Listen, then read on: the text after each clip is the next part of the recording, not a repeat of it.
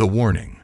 The Fendari starship Vornik floated silently in the void, its sleek, crescent-shaped body blending into the endless blackness of space. Inside the ship's command center, Captain Aylor leaned forward in his seat, his long, clawed fingers gripping the edges of his console. The urgent signal from a nearby outpost had been playing on repeat, a voice distorted but clear enough to send chills down his spine. To all Allied forces, humanity is mobilizing. Do not let their battleships join the fight. If they do, we are all doomed. Aylor's green, reptilian eyes narrowed as he replayed the message. His second-in-command, Officer Lyra, stood beside him, her scales shimmering under the dim blue lights of the room. "This can't be true," Lyra said, her voice trembling slightly. "Humans haven't participated in a major war for decades. Their leaders claim they're committed to peace." Aylor exhaled slowly, his gaze never leaving the holographic map of the galaxy. Red markers blinked ominously near the human sector. "Legends always start with claims of peace, Officer Lyra. Do you remember the stories about the Battle of Saran 5? Lyra shuddered. Everyone knew about Saran 5. Humanity's fleet had turned an entire star system into a wasteland during that conflict. Planets were scorched to their cores, and billions of lives were erased in moments. That war had cemented humanity's reputation as the most dangerous species in the galaxy. But that was centuries ago, Lyra argued. Humans have changed. They're part of the Galactic Council now. Why would they risk everything to fight? Aylor leaned back, his claws tapping rhythmically on the armrest of his chair. That's what we need to find out. If this message is true, we can't ignore it. The Vornik sped toward the edge of Fendari-controlled space, where human colonies dotted the stars. Aylor's mind raced as he considered the possibilities. The humans' technological advancements had slowed in recent years, but their battleships remained unmatched. No other species could match the sheer firepower of their fleet. If humanity was preparing for war again, the galaxy might not survive a second Saran 5. As the ship approached the human sector, a faint glow appeared in the distance. Aylor magnified the view on the main screen, revealing dozens, no, hundreds, of massive vessels. They were lined up in perfect formation, their metal hulls gleaming under the light of a nearby star. Each ship was armed to the teeth, with railguns, plasma cannons, and missile silos large enough to obliterate moons. "By the stars," Lyra whispered. "That's the entire human fleet. What are they doing here?" Aylor's claws dug into the armrest. "They're preparing for something big." The Vornik's sensors pinged, detecting encrypted communications between the ships. Aylor ordered his crew to intercept the transmissions, but the human encryption was too advanced to crack. Frustrated, he turned to Lyra. "Send a report to the Council. Tell them what we've seen. They need to prepare the fleet." Lyra nodded and began typing furiously at her console. Meanwhile, Aylor stared at the screen, his mind piecing together the fragments of information. The humans weren't just mobilizing. They were positioning themselves for an offensive. "Captain," Lyra said, her voice tight with fear, "we've detected an energy spike near the flagship. It's off the charts." Aylor's eyes widened. "What kind of energy?" Lyra hesitated. "It's not plasma or fusion. It's something different. Our sensors can't identify it." Aylor stood, his heart pounding. "Different how?" Before Lyra could answer, the Vornik's alarms blared. A human scout ship had detected their presence and was heading straight for them. The small craft wasn't heavily armed, but its speed was unmatched. Within moments, it would reach the Vornik. "Evasive maneuvers," Aylor barked. "Activate the cloaking field." The ship's lights dimmed as the cloaking field engaged, vending light around the Vornik to render it invisible. The crew held their breath as the scout ship zipped past, scanning the area. After a tense minute, it disappeared into the fleet. Aylor exhaled, his claws unclenching. That was too close. "What now, Captain?" Lyra asked, her voice steady, but her eyes betraying her worry. Aylor stared at the holographic map, where the red markers continued to blink ominously. "We can't stay here. We need to gather more information and report back to the Council. If the humans have developed a new weapon, we're all in danger." As the Vornik retreated into the shadows of space, Aylor's mind was filled with questions. Why were the humans mobilizing now? What was the source of the mysterious energy spike? And most importantly, could the galaxy survive if humanity's battleships joined this fight? The message from the outpost played again in his mind, chilling him to the core. For the love of all that's sacred, don't let the human battleships join this fight. Aylor clenched his jaw. Whatever humanity was planning, he would find out. And if it meant stopping them, he would do whatever it took. The silent threat. The Vornik slipped through the shadows of deep space, its cloaking field holding steady. Captain Aylor's mind raced as the human fleet disappeared behind them, but his instinct screamed that this was just the beginning. The humans were hiding something dangerous, and the only way to uncover the truth was to get closer to their operations. "Lyra," Aylor said, his voice low but firm, "set a course for Relon 3. That's where the humans operate their largest military outpost. We'll go in quietly." Lyra turned, her scales catching the dim light. "You mean infiltrate a human station? That's suicide. Their security systems will detect us immediately." Aylor's gaze was cold. "If we stay in the dark, we risk the entire galaxy. If the humans have a new weapon, we need to know. Prepare the stealth shuttle. I'll go alone." The command center fell silent. The crew exchanged uneasy glances, but dared not argue. They knew Aylor's resolve when his mind was set. Hours later, Aylor stood on the small stealth shuttle, donning a holographic disguise that morphed his appearance into that of a human technician. He studied the information on Relon 3, committing every detail to memory. The station was a sprawling fortress orbiting a gas giant, its docks brimming with activity as warships came and went. It was humanity's nerve center for military strategy in this sector. As the shuttle approached, Aylor felt the weight of his decision. If he were discovered, the humans would kill him on sight. Worse, the Fendari would lose any chance to uncover the truth. The shuttle docked smoothly, its cloaking device masking its presence. Aylor activated his disguise and stepped into the bustling corridors of Relon 3. Humans in uniform rushed past him, their faces tense and focused. The air was thick with the hum of machinery and the distant roar of engines. Aylor moved with purpose, blending into the crowd. He carried a datapad stolen from a human supply ship, its credentials enough to give him access to most areas of the station.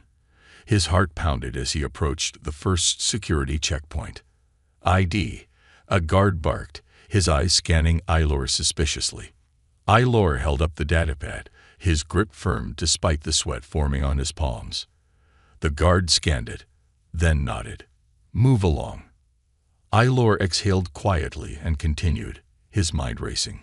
He needed to find the station's command hub, where he could access the classified files on the fleet's operations. As Aylor navigated the labyrinthine corridors, fragments of conversation reached his ears. Soldiers and engineers whispered about something called Project Ascendant. It was always spoken in hushed tones, with a mixture of awe and fear. He paused near a group of technicians, pretending to check his datapad. "I heard Ascendant isn't just a weapon," one whispered. "It's something bigger, something that could change everything." Another technician shook his head. "Whatever it is, it's dangerous. Command says we'll deploy it in less than a week. If we mess this up, the galaxy will come for us." Aylor's claws itched under his disguise. Project Ascendant wasn't just a weapon, it was something revolutionary. But what could it be? Humanity already possessed the most destructive fleet in the galaxy. What more did they need? Finally, Aylor reached the command hub. Using the stolen credentials, he slipped inside and found himself surrounded by towering holographic displays. Maps of the galaxy glowed in the air, marked with red and blue lines representing battle formations. In the center of the room was a console guarded by 2 officers. Aylor kept his head low, pretending to adjust his datapad. He studied the room, searching for a way to access the files without drawing attention. His gaze landed on a maintenance panel near the console. If he could disable the security feed for just a few seconds, it might give him enough time. He moved quickly, ducking into a corner and prying open the panel. Wires and circuits glowed faintly inside. Aylor's claws worked with precision, cutting a small wire and rerouting the signal. The security cameras flickered. It was now or never. Aylor approached the console, his heart racing. The 2 officers had stepped away to argue over a set of orders, leaving the station unguarded. He inserted a data chip into the console and began downloading files. The progress bar crawled painfully slow. "Come on," he muttered under his breath. Footsteps echoed behind him. Aylor tensed as a young officer stopped nearby, his sharp eyes scanning the room. "Hey, you," the officer said, pointing at Aylor. "What are you doing?" Aylor forced himself to remain calm. "System diagnostics," he said, holding up the datapad. "Command's orders." The officer frowned. "I wasn't informed about this." The download completed with a soft beep. Aylor pulled the data chip from the console and pocketed it. "You know how command is," he said, his voice steady. "Everything's on a need-to-know basis." The officer hesitated, then nodded reluctantly. "Fine. Carry on." Aylor turned and walked away, his steps measured despite the adrenaline surging through him. He exited the command hub and headed for the docking bay. Every instinct screamed at him to run, but he couldn't risk drawing attention. As the stealth shuttle departed Raylon 3, Aylor reviewed the stolen files. His blood ran cold as the words Project Ascendant appeared on the screen, accompanied by a schematic of an energy weapon unlike anything he'd ever seen. The humans weren't just building a weapon. They were experimenting with technology that could warp the very fabric of reality. Aylor stared at the screen, his claws tightening. The galaxy's worst fears were true. Humanity wasn't preparing for defense. They were preparing for domination. In the distance, the human fleet loomed like a dark omen. The Shadow Alliance. The stolen files from Project Ascendant weighed heavily on Captain Aylor's mind as the Vornik glided back into Fendari space. The data was incomplete, fragmented, but what little he had seen was enough to ignite a storm within him. Humanity wasn't merely building a weapon. They were unlocking something ancient, something forbidden. In the briefing chamber, Aylor stood before the Fendari Council, a group of elder strategists whose scales shimmered with age and authority. The holograms of the human fleet and the ominous schematics of Project Ascendant floated in the air. "Humans are no longer just a threat," Aylor said, his voice steady but laced with urgency. "They've created a device capable of altering space-time itself. If they succeed, they will rewrite the balance of power in the galaxy. We cannot allow them to deploy it." One of the elders, Councillor Venric, leaned forward. His golden eyes were sharp, scrutinizing. "You have proof of this device." Aylor gestured to the hologram.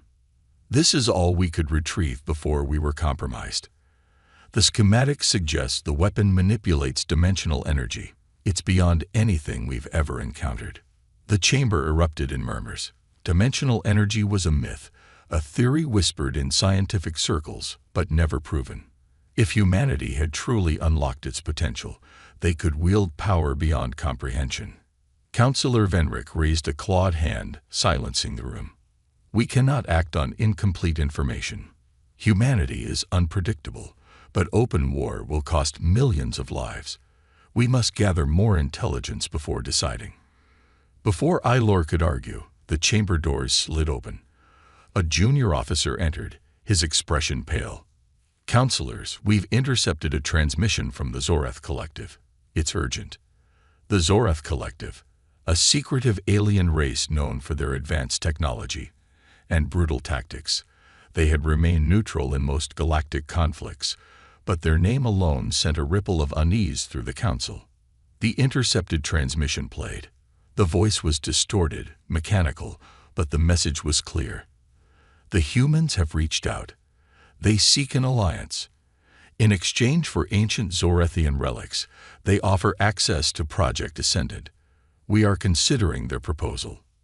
Eiler's chest tightened. The Zoreth Collective was the last species anyone wanted to see allied with humanity. Their relics were rumored to be remnants of a long-dead civilization that had once ruled the galaxy with terrifying power. Councillor Venrick's gaze turned grim. If the humans and the Zoreth form an alliance, the galaxy will fall under their control. We must act before this comes to pass. The Vornik was dispatched to the neutral planet of Trizara, a shadowy hub of clandestine deals and interspecies diplomacy. It was here, in the dark alleys and secret chambers, that the Zoreth often conducted their business. Eiler and Lyra donned cloaks to conceal their identities as they navigated the bustling streets of Trizara's capital. The city was a labyrinth of towering spires and narrow passageways, lit by the faint glow of bioluminescent plants. Traders from dozens of species hawked their wares, while mercenaries kept a watchful eye on the crowds. "Keep your guard up," Eiler murmured. The Zoreth aren't known for their hospitality. Their destination was a high-end cantina, where a Zoreth diplomat named Kalik was rumored to be meeting with human representatives. As they entered, the air was thick with smoke and tension. In a private booth near the back, Eiler spotted Kalik, a towering figure wrapped in metallic robes, his face hidden behind a mask that shimmered with shifting colors. Beside Kalik sat two humans. One was a woman in a dark military uniform, her sharp eyes scanning the room. The other was a scientist, judging by his white coat and nervous demeanor. A holographic projector between them displayed what could only be the schematics of Project Ascendant. Eiler motioned for Lyra to follow him to a nearby table. "We need to hear what they're saying," he whispered.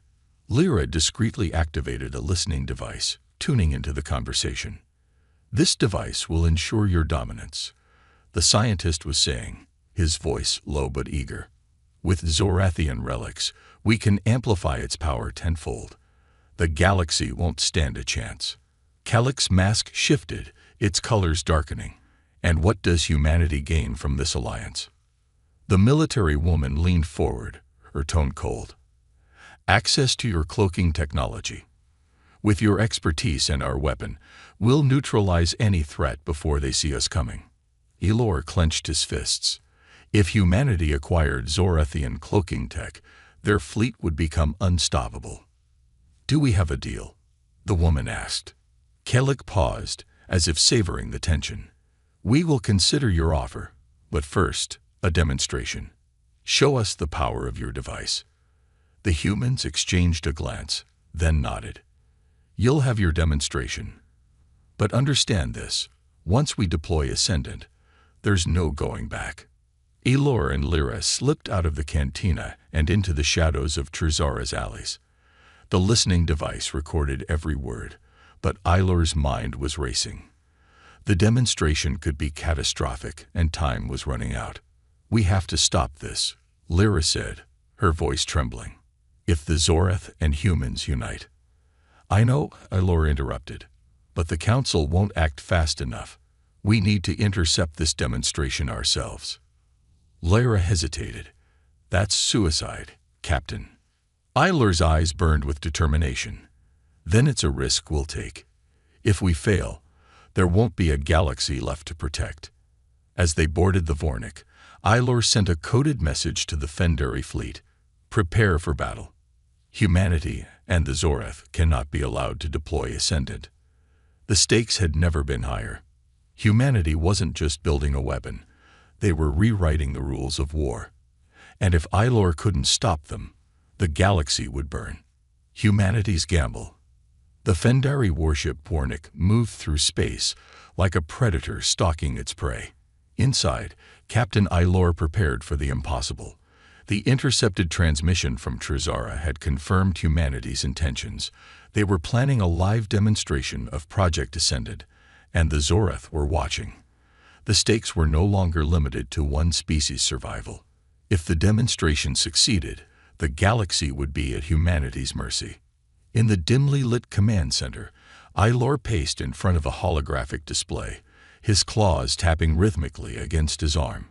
Officer Lara studied the map, her expression grim. "The demonstration will take place near the neutral zone of Ovanis," Lara said, pointing to a region marked in red. "It's an asteroid belt, perfect for hiding ships, but also a dangerous battlefield. If they activate the device there, we won't just lose the sector. We'll lose control of the galactic core." Alor nodded, his reptilian eyes narrowing. "What's the status of our fleet?" "Most of our forces are 2 jumps away," Lyra replied. "We'll have to act with a smaller unit." Ilor's jaw tightened. "Then we'll act alone if we must. We can't let them activate that device." On the other side of the Ovanis sector, aboard the human flagship Erebus, Captain Kara Albright stared out the massive viewport at the asteroid field ahead. The weight of her command pressed heavily on her shoulders. The demonstration of Project Descendant wasn't just about proving its power, it was about survival. She turned to Dr. Samuel Klein, the lead scientist on the project. His pale face and nervous energy didn't inspire confidence, but his intellect was unmatched. "Is the device ready?" Kara asked, her voice calm but firm. Samuel hesitated, adjusting his glasses. "It's stable, but the energy output is unpredictable. This is the first full-scale activation." "Unpredictable isn't good enough," Kara snapped. "If this goes wrong, we'll be seen as reckless fools, or worse, war criminals." Samuel sighed. "We don't have a choice, Captain. The Zorath need to see this weapon's potential. If they don't, they'll turn against us." Kara turned back to the viewport, watching as smaller ships escorted a massive structure into position. The device, a towering obelisk-shaped construct, glowed faintly with a deep, pulsing blue light. It was beautiful in a way that terrified her. As the Vornik approached the Ovanis sector, Ilor's crew prepared for what felt like a doomed mission. The stealth systems were engaged, and every sensor was focused on the human fleet. "Captain," Lyra said, her voice low, "I've detected the device. It's massive, larger than their flagship. Energy readings are chaotic. I don't think they've perfected it." Ilor gritted his teeth. "Then we still have a chance." He activated the comms and addressed his crew. "We are outnumbered and outgunned, but if that device is activated, it won't matter. Every world, every species, ours included, will suffer. Our mission is simple: destroy the device at all costs." The crew responded with a unified roar, their resolve evident despite the fear in their eyes. On the Erebus, Kara watched as the activation sequence began. Energy surged through the device, creating ripples in space that shimmered like waves on water. The scientists in the control room cheered as readings confirmed the output exceeded expectations. But Kara wasn't celebrating. Her instincts screamed that something was wrong. "Captain," a junior officer called out, "we've detected an incoming vessel. Cloaked. Likely Fendari." Kara's heart sank. Of course, the Fendari wouldn't stand idly by. "Prepare the fleet. Don't engage unless they fire first. We can't afford to lose focus." The Vornik maneuvered through the asteroid field, its stealth systems barely holding against the humans' advanced sensors. Ilor's plan was audacious. Get close enough to plant a disruptor on the device's energy core. If successful, the disruptor would overload the system and destroy the device. "Approaching target," Lyra reported. "We'll be in range in 5 minutes." Ilor's claws tapped against his console. "Deploy the strike team. I'll lead the mission." Lyra turned to him, her eyes wide. "Captain, you can't. If you're captured." Ilor cut her off. "This isn't a debate. Humanity must be stopped, and I won't ask anyone to take a risk I wouldn't face myself." As Ilor's team approached the device in a small craft, the tension was palpable. The closer they got, the more they felt the energy radiating from the obelisk. It wasn't just power, it was something alive, something ancient. Elor suppressed a shiver as he stepped onto the surface of the device, magnetic boots anchoring him against the void. The team moved swiftly, placing the disruptor near the energy core. Iler's eyes darted to the glow beneath the surface, where arcs of blue lightning danced like living things. "Captain," Lyra's voice crackled over the comms. "Human patrols are heading your way. You need to move." Iler's claws tightened on his rifle. "Understood. Team, fall back to the shuttle." But before they could retreat, a human squad appeared, weapons raised. "Drop your weapons," one of them shouted. Iler hesitated, his mind racing. If he surrendered, the mission would fail. If he fought, his team would be outnumbered. "Stand down," a voice commanded, cutting through the standoff. It was Captain Kara, her uniform crisp, her expression unreadable. Iler turned to face her, his reptilian features concealed by his helmet. "If you knew what you were doing, you'd destroy this device yourself." Kara's eyes narrowed. "I know exactly what I'm doing.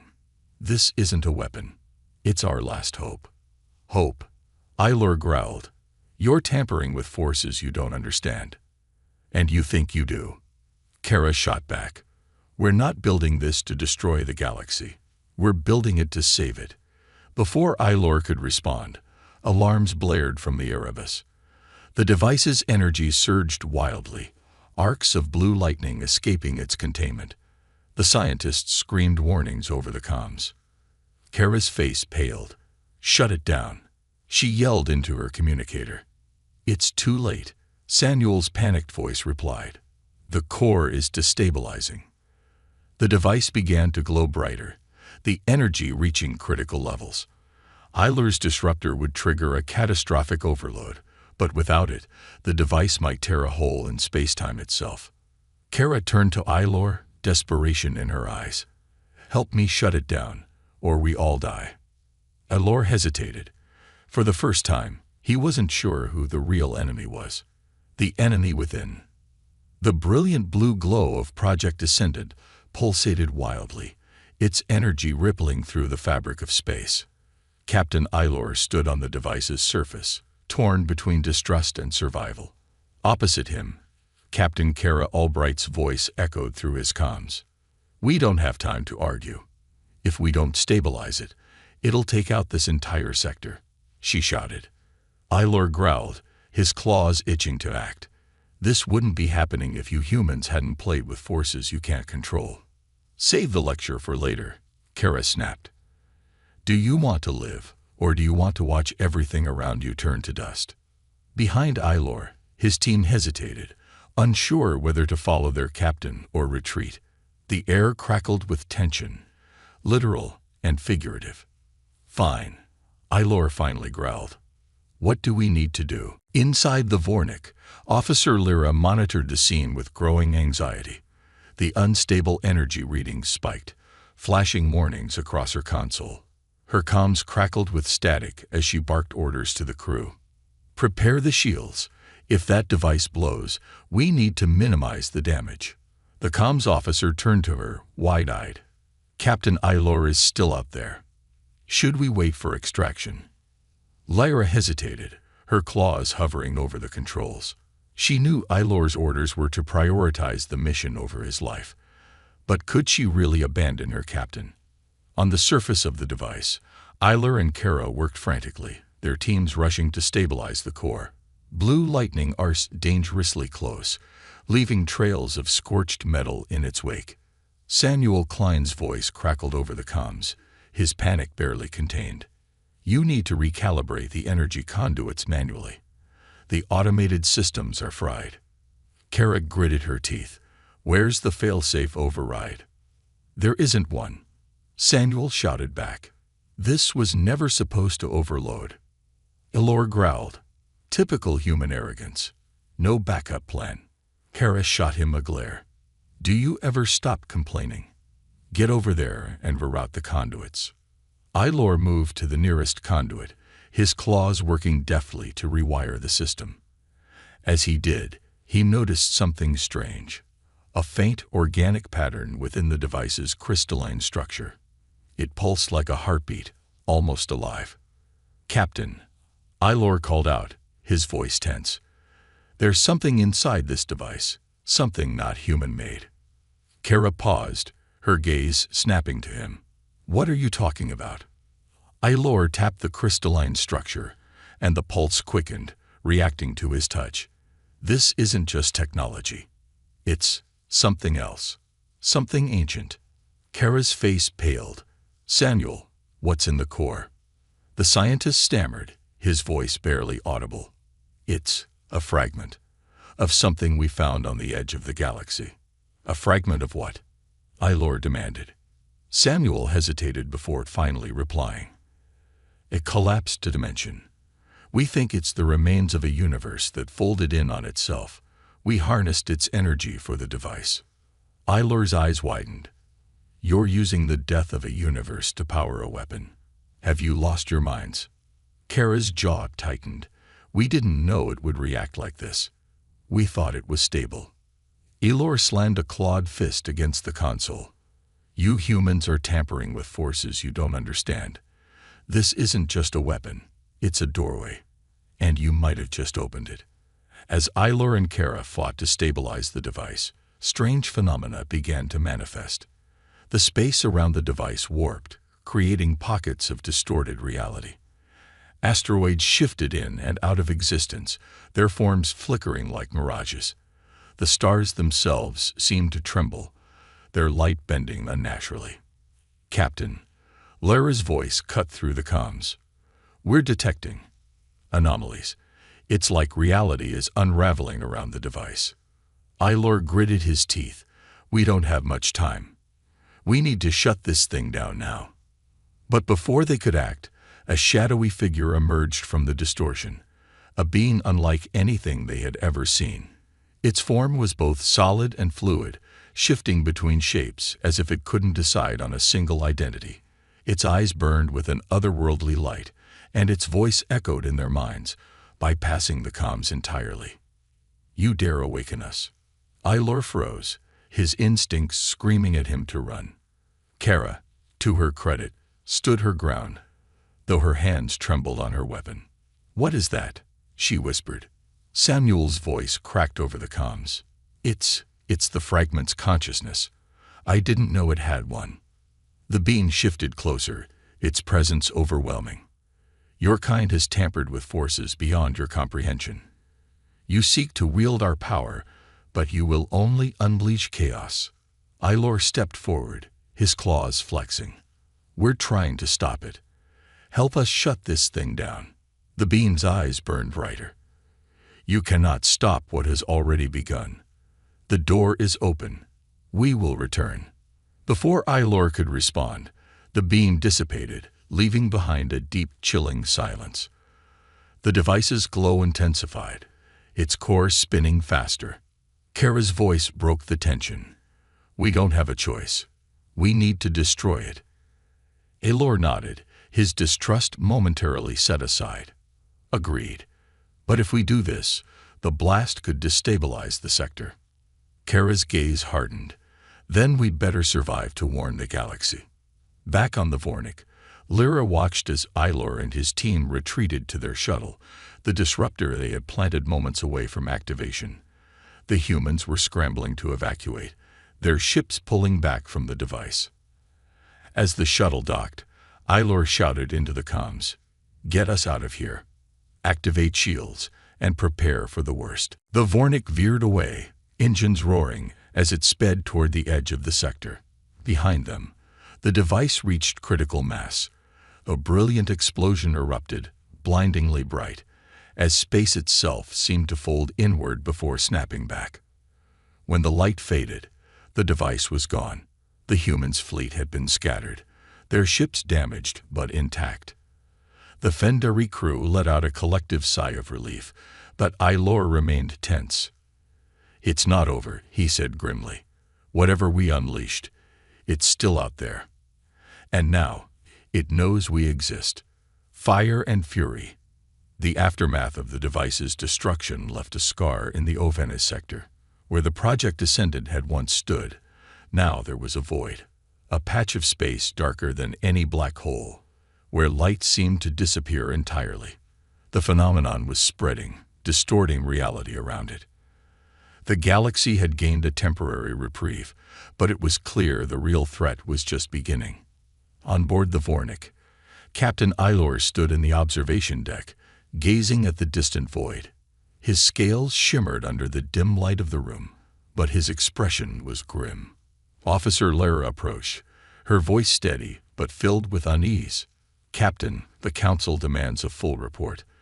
They want to know if the humans are still a threat." Eilor turned to her, his reptilian eyes narrowing. "Still a threat. The humans didn't just create a weapon. They've opened a rift into something far worse. This isn't about them anymore. This is about survival." Lara hesitated, then handed him a datapad. "The Council doesn't agree. They're preparing to declare war on humanity. They believe the humans will attempt to rebuild the device." Eilor slammed his clawed fist onto the railing, the sound echoing through the chamber. "Fools. Humanity isn't the enemy anymore. The rift is the enemy. If we don't stop it, there won't be a galaxy left to fight over." Meanwhile, aboard the human flagship Erebus, Captain Kara Albright faced her own challenges. The destruction of Project Ascendant had left the fleet in disarray, and the rift's presence was causing chaos among the ranks. Kara stood in the war room, surrounded by holographic displays of the spreading anomaly. Dr. Samuel Klein stood nearby, his face pale and haunted. "It's growing," Samuel said, his voice barely above a whisper. "The rift is consuming space at an exponential rate. If it continues, it will collapse the entire sector within days." Kara clenched her fists. "And you didn't think to mention this before we activated the damn thing." Samuel flinched but didn't respond. Kara turned to her officers. "We need to fix this before it spreads. What are our options?" One of the officers hesitated before answering. "We could detonate a controlled antimatter charge at the rift's edge. It might stabilize the anomaly temporarily." "Might?" Kara asked, her tone sharp. The officer nodded. "It's untested, but it's our best shot." Kara exhaled, her gaze hardening. "Then we'll do it. Prepare the fleet for a coordinated strike." As both Fendari and human forces prepared for the unknown, a new threat emerged. Ships in the outer sectors began disappearing. Survivors spoke of shadowy figures emerging from the rift, beams of pure energy that moved like ghosts, tearing through ships with terrifying ease. On the Vornik, Eilor received a transmission from one of the affected sectors. The screen flickered with static as a Fendari pilot's panicked voice came through. "They're coming. They're not human. They're not anything we've seen before. We can't." The transmission cut off abruptly, replaced by a burst of static. Eilor's claws tightened around the edge of the console. "Lara, how long until the rift reaches our position?" he asked, his voice calm but urgent. 3 days at most," Lara replied. "If we don't act now, the entire sector will fall." Eilor's mind raced. The Council's orders were clear: stop humanity at all costs. But the Council didn't understand the scope of the threat. This wasn't about political power or alliances. This was about survival against something beyond comprehension. "Send a message to the humans," Eilor said finally. Lara blinked, stunned. "Captain, are you serious? The Council will see this as treason." "I don't care what the Council sees," Eilor snapped. "We can't fight this alone. If humanity has a plan, we need to hear it." On the Erebus, Kara received Eilor's transmission. The Fendari captain appeared on the screen, his reptilian features sharp and unyielding. "Captain Albright," Eilor began, his tone clipped. "We don't have time for formalities. The rift is growing, and your actions caused it. What are you doing to fix it?" Kara's jaw tightened. "We're preparing an antimatter charge to stabilize the rift. But we'll need time, and we can't defend the charge deployment alone." Eilor's eyes narrowed. "You're asking for help." after you unleashed this disaster? I'm not asking, Kara shot back. I'm offering an alliance. If we fail, the rift will consume us all, including your people. There was a tense silence before Ailor finally nodded. We'll assist. But if this is a trick, humanity will pay dearly. The combined Fendari and human fleets gathered at the edge of the rift. It was an uneasy alliance, with distrust simmering just below the surface. As they prepared for the operation, shadowy entities began to emerge from the rift, their forms flickering and shifting like living voids. The fleets opened fire, but their weapons seemed to have little effect. The entities absorbed the energy, growing stronger with each strike. Ailor's voice came over the comms. Concentrate fire on their cores. It's the only way to destabilize them. The Fendari and human ships adjusted their tactics, targeting the entity's glowing centers. Slowly, the tide began to turn, but the cost was steep. Ships were torn apart, their crews lost to the void. On the Erebus, Kara watched as the antimatter charge was loaded onto a specialized carrier. Get that charge into position, she ordered. We'll hold the line. Ailor's ship moved into formation beside hers. We'll cover you. Just make sure your plan works. As the charge approached the rift, the entities swarmed toward it, sensing the threat. The fleets fought desperately to hold them back, their combined firepower creating a dazzling display of light and destruction. In the final moments, the antimatter charge was deployed. A blinding explosion tore through the rift, creating a shockwave that sent ships tumbling. When the light faded, the rift's growth had halted, but the void remained, a lingering scar on the galaxy. The Fendari and human fleets regrouped, battered but alive. On the Vornik, Ailor stared at the aftermath, his expression unreadable. This isn't over, he said quietly. We've delayed the inevitable, not stopped it. On the Erebus, Kara felt the same unease. The alliance had been a temporary necessity, but the rift's secrets were far from uncovered. And the galaxy wasn't ready for what lay beyond. The final stand. The galaxy stood on the brink of annihilation. The antimatter explosion had slowed the rift's expansion, but its shadow still loomed, a scar on the very fabric of space. From its depths, the shadow entities continued to emerge, their attacks growing more coordinated and devastating. The void wasn't just a wound, it was a doorway, and something was trying to come through. On board the Vornik, Captain Ailor stood before a holographic projection of the galaxy. Red markers spread like a plague from the rift, signaling the destruction left in its wake. Officer Lyra joined him, her voice steady despite the tension in her scales. Captain, the Council has declared a full mobilization. They're demanding we withdraw and fortify our home systems. Ailor's jaw tightened, his reptilian eyes narrowing. Fortify and wait for what? For the void to swallow us whole? No, we take the fight to them. Lyra hesitated. And the humans? Ailor's claws tapped against the console. We need them, whether we like it or not. Send a message to Captain Albright. We'll convene at the rift's edge. On the human flagship Erebus, Captain Kara Albright received Ailor's transmission. The call for a united front wasn't a surprise, but it came with a bitter edge. Humanity had gambled with Project Ascendant and lost control. Now the consequences threatened every species in the galaxy. In the war room, Dr. Samuel Klein stood beside her, his hands trembling as he studied the latest data. The entities are evolving, he said, his voice barely above a whisper. They're learning from us. Every time we destroy one, it adapts. Kara's eyes hardened. Then we stop fighting defensively. We hit them at the source. Samuel flinched. You mean, enter the rift? Kara nodded. If we don't, this war will never end. The combined Fendari and human fleets gathered at the edge of the rift. The sight was unprecedented.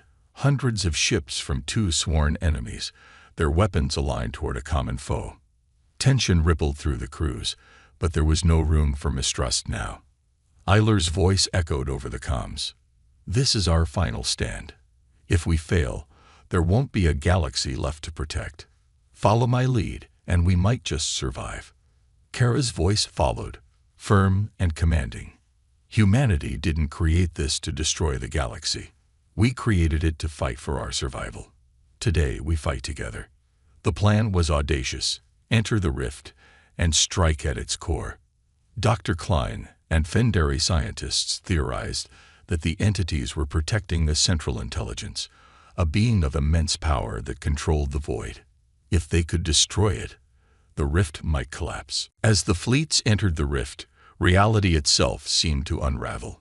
Ships flickered in and out of visibility, their forms distorted by the chaotic energy.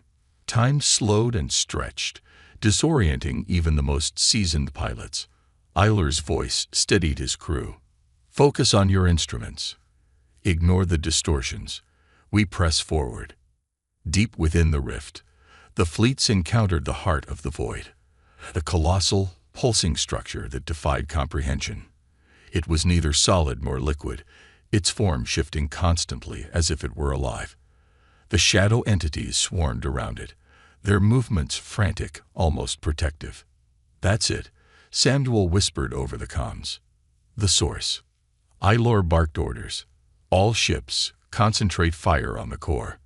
The combined fleets unleashed a storm of firepower, beams of energy and missiles streaking toward the structure.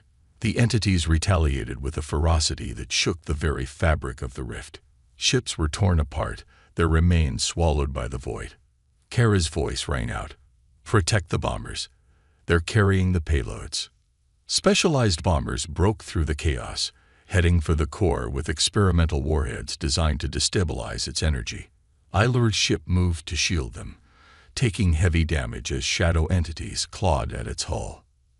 As the bombers reached the core, a deep, resonating voice filled the minds of every being in the fleet.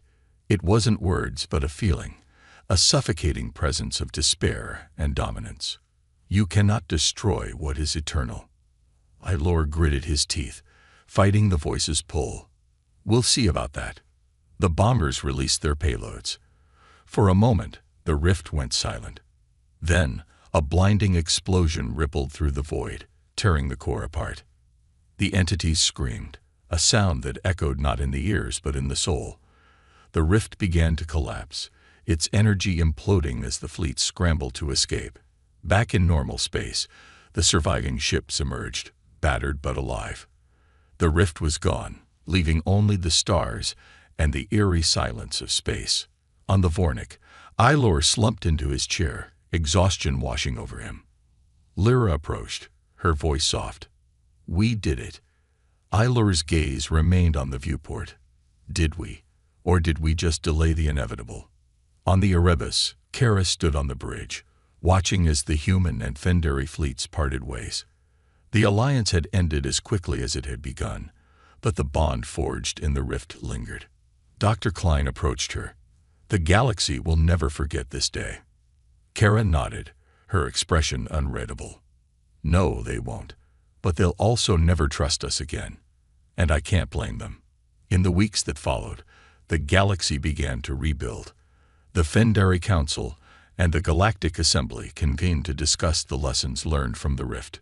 Humanity faced sanctions and isolation, but the surviving species couldn't deny the courage displayed by both sides. In the quiet moments, Eilor and Kara both reflected on the battle. They had seen the edge of existence, stared into the heart of the void, and survived. But both knew the galaxy had changed forever. For the rift was gone, but its memory lingered. And somewhere, in the dark corners of space, echoes of the shadow entities whispered a haunting promise. We will return,